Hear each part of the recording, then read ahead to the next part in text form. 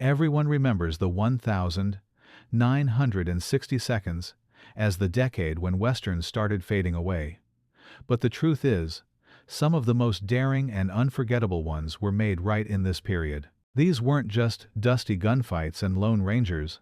These films pushed the genre into bold, strange, and even heartbreaking directions. Want to see legends break type, directors go off the rails, and stories that reshaped what a western could be? Let's dig into the ones that actually mattered. The Magnificent Seven, 1960. If there's one western from the early 60 seconds that still feels larger than life, it's this one. The setup is simple. A poor Mexican village hires 7 hired guns to protect them from a ruthless bandit gang. But what makes it legendary is the charisma packed into every frame. You've got Yul Brynner exuding authority, Steve McQueen turning even small gestures into a show, and Charles Bronson building a tough guy persona that would define him for years. Director John Sturges borrowed the structure from Akira Kurosawa's Seven Samurai, but he knew American audiences craved grit, sweat, and a clear sense of justice. The pacing is brisk, the action has weight, and Elmer Bernstein's score is one of the most recognizable pieces of film music ever written. Even if you've never seen the movie, you've heard that theme. It's practically shorthand for Western. At release, critics weren't sure what to make of it. Some thought it was too derivative, others said it was too long. But audiences had no doubts. It became a box office hit and launched Steve McQueen from television actor to full-blown star. Today, it's more than a Western. It's a blueprint for every Assemble the Team story that came after, from the Dirty Dozen to the Avengers. A Western that doesn't just entertain, it rewrote the playbook. One-Eyed Jacks, 1961. This one almost never happened the way we know it. Originally set up for Stanley Kubrick to direct, the project spiraled when Kubrick bailed, and Marlon Brando stepped in. Brando didn't just star, he directed, rewrote, and shaped the film into something far stranger than the studio wanted. What they got was a slow-burn, operatic tale about betrayal, revenge, and broken trust. Brando plays Rio, an outlaw betrayed by his mentor, now sheriff, played by Karl Malden. Instead of delivering a straightforward revenge tale, the movie lingers on emotions, unspoken tension, and the pain of being abandoned. The visuals are stunning, with sweeping shots of Monterey Bay that give the story an almost dreamlike atmosphere. But behind the camera, chaos ruled. Brando shot miles of footage, blew past deadlines, and frustrated the studio so much that they eventually yanked the final cut away from him. Critics at the time didn't love it, and Brando swore he'd never direct again. Yet, over the decades, the film's reputation transformed. Directors like Scorsese and Tarantino have praised it as a forgotten masterpiece, and its 4 Kelvin's restoration has finally shown audiences just how beautiful it really is. Watching One-Eyed Jacks today feels like seeing Brando pour his soul onto film. Flawed, yes, but unforgettable. Sergeant Rutledge, 1960. John Ford was known for his sweeping landscapes and tough-as-nails heroes. But here, he did something different. He handed the spotlight to Woody Strode, one of the first black actors to lead a major Western. Strode plays Sergeant Rutledge, a Buffalo soldier accused of crimes he insists he didn't commit. What follows is part courtroom drama, part frontier showdown, and all about confronting prejudice head-on. The film's power comes from Strode himself. Tall, stoic, and commanding, he delivers a performance that feels both dignified and quietly heartbreaking. In the courtroom scenes, his silence speaks louder than words. This wasn't just Ford trying to make another dusty epic. This was him grappling with subjects Hollywood usually ignored. Audiences at the time didn't know what to do with it. Some avoided it, others dismissed it. But over the years, critics began to see its weight. Even Ford later admitted that Sergeant Rutledge was one of the films he was proudest of. And while it didn't make waves in 1960, today, it stands as a reminder that the Western wasn't just about who could shoot the straightest. It could also dig into questions of justice and humanity. The Man Who Shot Liberty Valance, 1960. 962. This might be John Ford's most important film, and not just because it paired John Wayne with James Stewart. On the surface, it's the story of a timid lawyer facing down a vicious outlaw named Liberty Valance. But underneath, it's about something bigger: how myths replace reality, and how history gets written by those who survive. Wayne plays the rugged rancher, Stewart the bookish outsider, and together, they form a triangle with Vera Miles as the woman caught between their two worlds. Lee Marvin, sneering and unpredictable, steals scenes as the title villain. But what really makes this movie sting is the way it tears down the heroic image of the West. That famous line, "When the legend becomes fact, print the legend," became a thesis not just for this movie, but for the entire genre. Shot mostly indoors on stark black and white sets, it doesn't look like Ford's usual sweeping panoramas. But that's the point. The grandeur is gone, replaced by shadows and close-ups that make the story feel claustrophobic and morally murky. It wasn't a big box office hit, but critics later hailed it as one of the best westerns ever made. It's a film that dares to ask, do we want the truth, or do we just want a good story? Ride the High Country, 1962. Sam Peckinpah is usually remembered for his violent, bloody westerns of the late 60 seconds and 70 seconds. But before The Wild Bunch, he delivered this quiet, elegiac masterpiece about two aging men facing the end of their era. Randolph Scott and Joel McCrea, both legends of the saddle, play old friends, hired to transport gold. What starts as a simple job turns into a meditation on loyalty, betrayal, and the dignity of growing old. The performances are beautifully understated.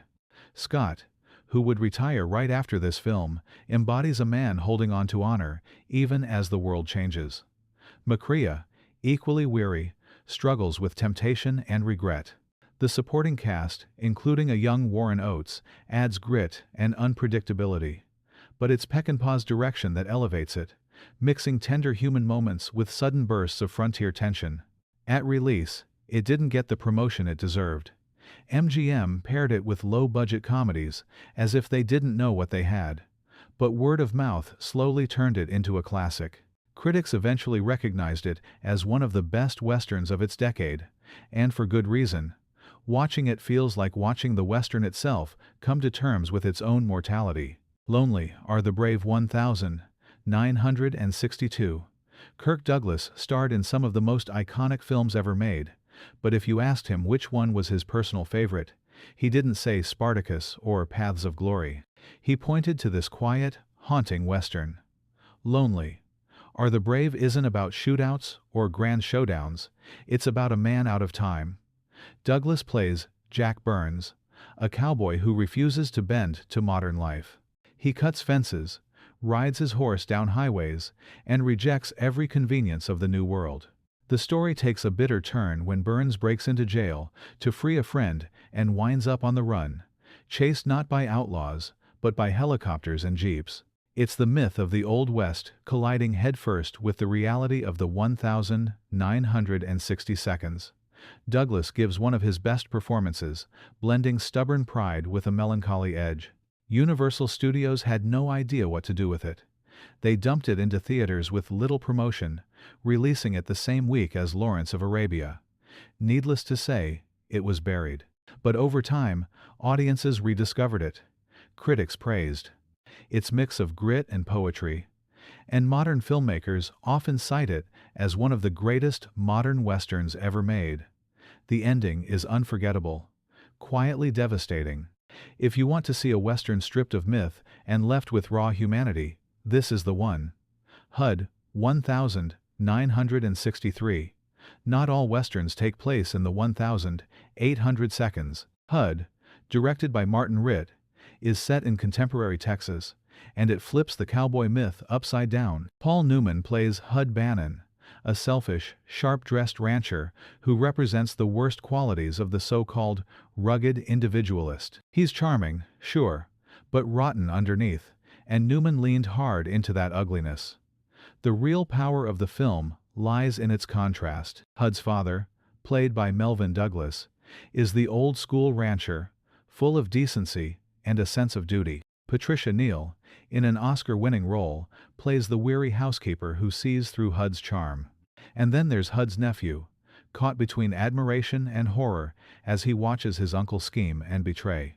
Shot in stark black and white, the film looks like a dust-choked photo album, every frame echoing with loss and decay. Critics at the time were split.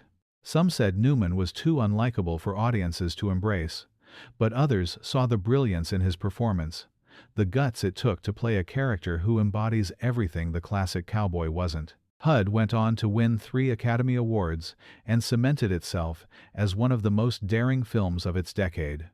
It proved that a Western didn't need a saloon brawl to cut deep.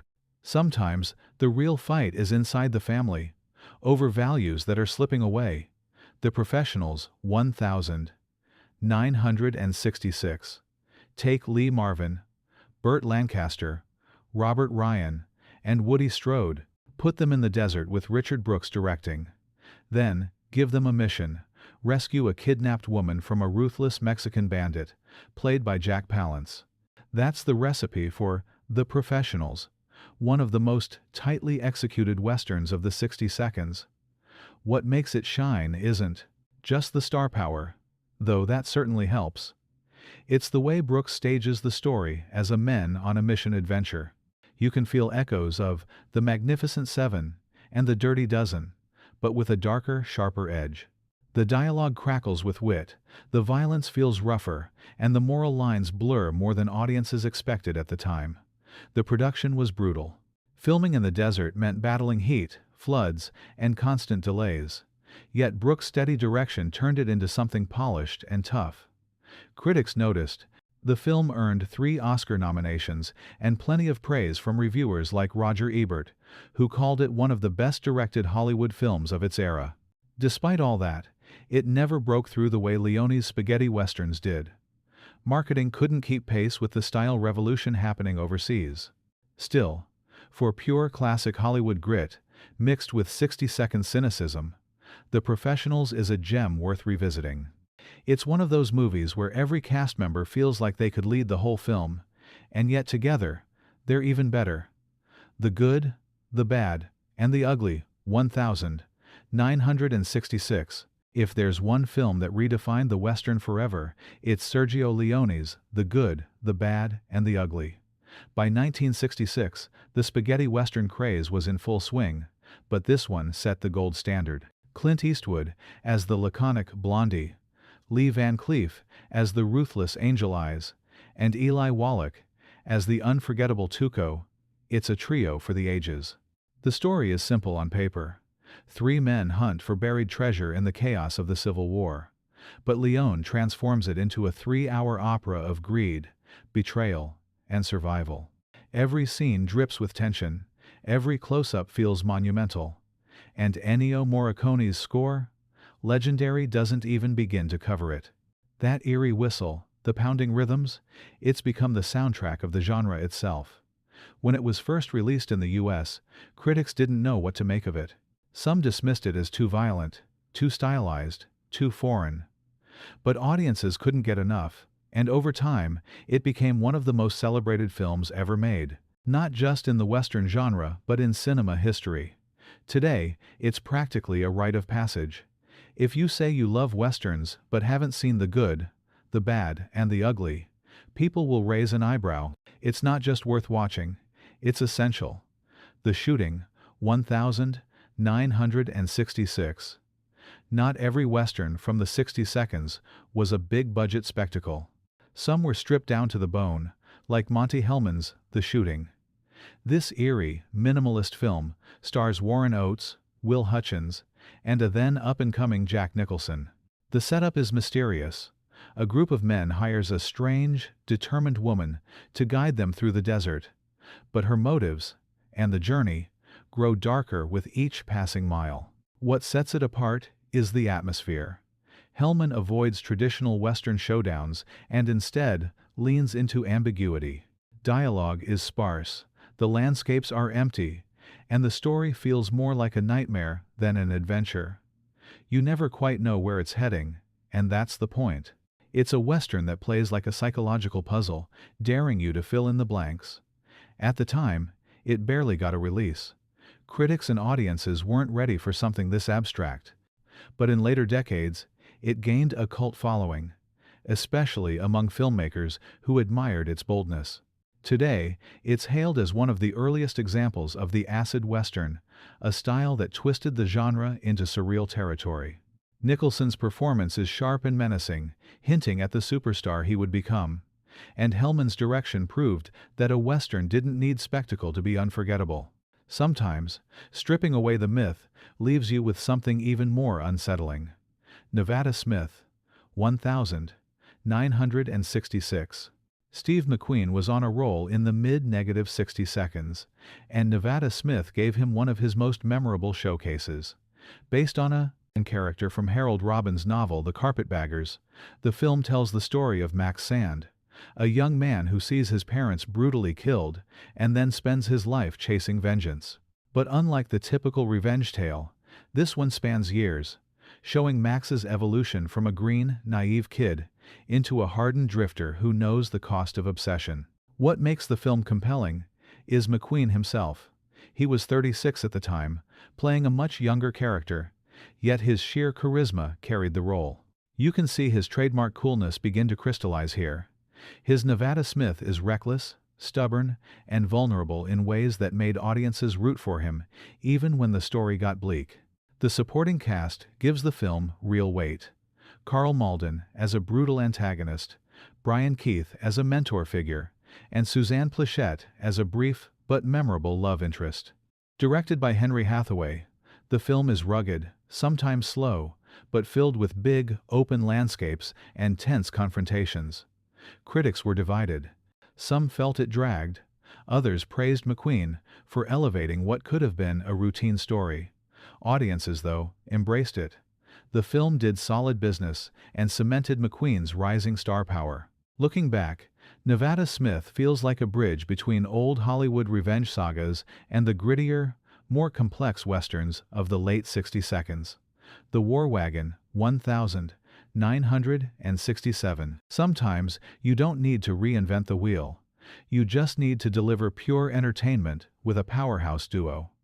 That's what The War Wagon does. Pairing John Wayne with Kirk Douglas, it's a heist western that's lighter, funnier, and more action-driven than many of its contemporaries. The plot is simple. Wayne plays Taw Jackson, a rancher cheated out of his land, who teams up with Douglas's slick gunslinger to steal back a fortune of gold, being transported in a heavily armored stagecoach, the war wagon of the title. It's part caper, part buddy comedy, and part good old-fashioned Western adventure. What makes it shine is the chemistry. Wayne and Douglas spar with banter as much as with strategy. They're very different screen personas, bouncing off each other in a way that feels effortless. Douglas plays it with a mischievous glint, while Wayne stays grounded, and together they carry the film. Directed by Burt Kennedy, the film doesn't aim for mythic depth. It aims for fun. The stunt work, the set pieces, and the elaborate gold heist sequence keep things moving. And the playful tone made it stand out in an era where westerns were getting darker and more cynical. At the box office, it was a hit, showing that audiences still had room for old-fashioned crowd-pleasers, even as the genre evolved. If you want a western that doesn't weigh you down with tragedy but still delivers spectacle and charm, The War Wagon is an underrated gem.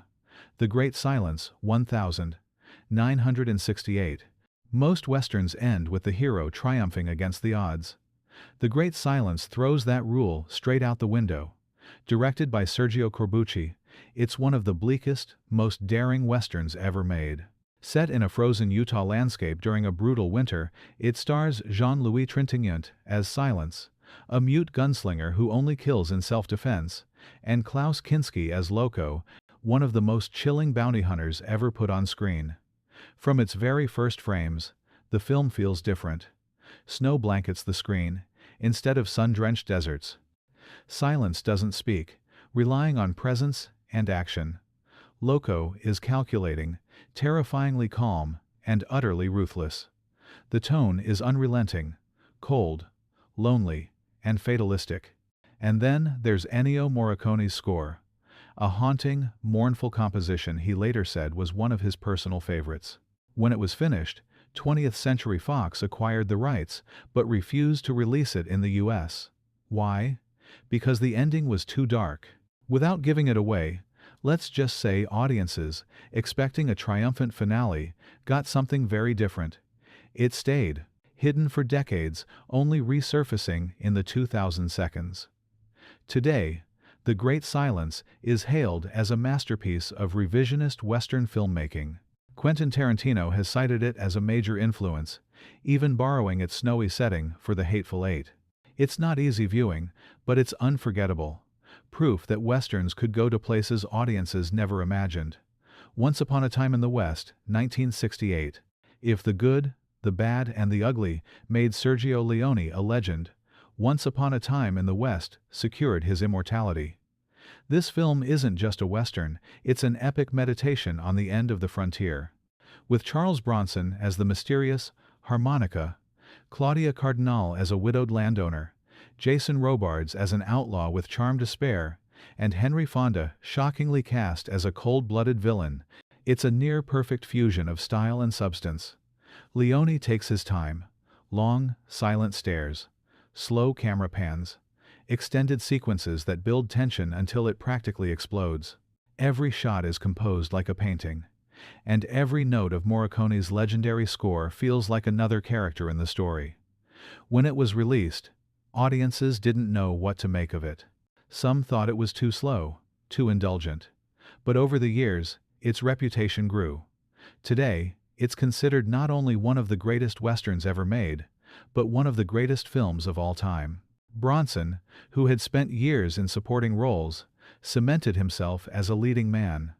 Fonda shocked viewers by breaking from his heroic image to play one of the most despicable villains ever seen. And Claudia Cardinale delivered a performance that gave the film its emotional heart. Once Upon a Time in the West is cinema on the grandest scale, operatic, poetic, and unforgettable.